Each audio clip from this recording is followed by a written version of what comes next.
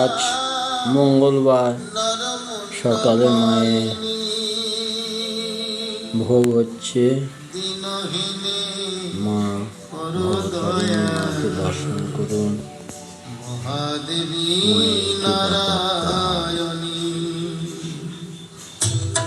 জয় মা ভগবতারিণী।